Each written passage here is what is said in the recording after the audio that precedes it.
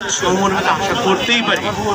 অথচ এই সহমর্মিতার জায়গা থেকে আমরা যখন আহত হই তখন আজ ডক্টরের গায়ে আঘাত পড়েছে, কালকে আমার একজন ক্লিনারের গায়ে আঘাত পড়ছে।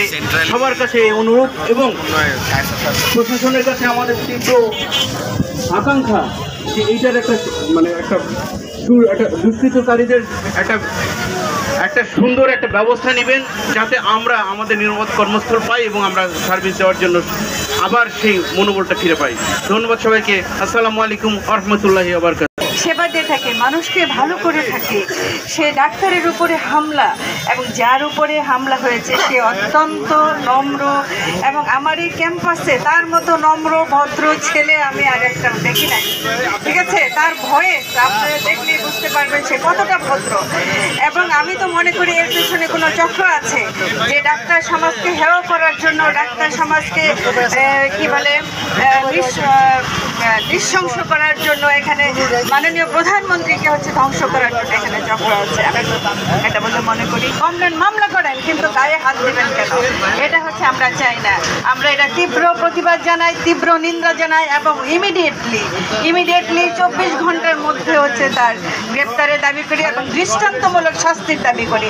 তা না হলে অ্যাডভোকেট মাহবুবা পারভিন সন্ধ্যার উপরে যে পরিকল্পিত এবং হত্যা প্রচেষ্টা করা হয়েছে, এটির বিরুদ্ধে আমরা তীব্র প্রতিবাদ জানাই এবং আমরা এই সমাবেশ থেকে ঘোষণা করছি যে কালকে 3টা থেকে 48 ঘন্টার মধ্যে যদি চিহ্নিত দুষ্কৃতকারীদের গ্রেফতার না করা হয়, তাহলে আমরা পরবর্তী পর্যায়ে কর্মবিরতি সহ সব ধরনের কর্মসূচি নিতে বাধ্য হব। প্রশাসন তাদের চিনে, তারা আগে থেকেই তাদের বিরুদ্ধে বিভিন্ন মামলা আছে।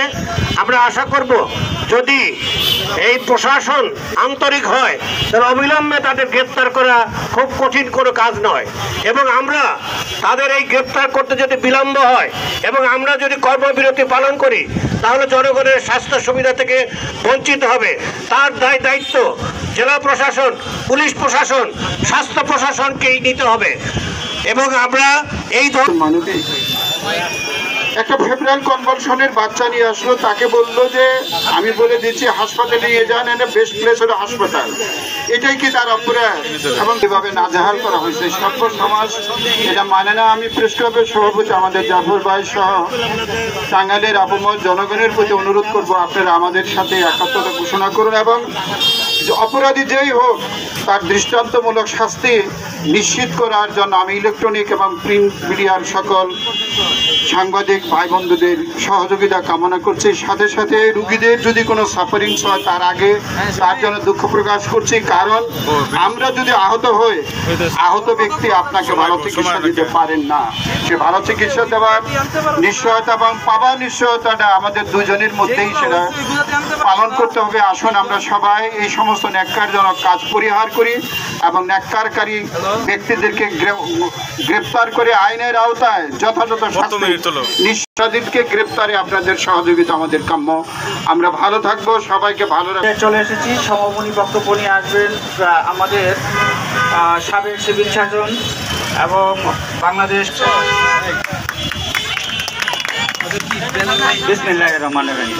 এটার জন্য পরিবেশ দিতে হবে এবং এটার জন্য যদি ডাক্তারের কোনো ভুল হয় সেটা নির্দিষ্ট কাঠামো আছে, নির্দিষ্ট আমাদের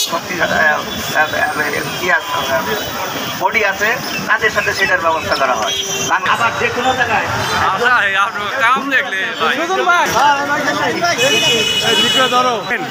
বুঝলো ভাই।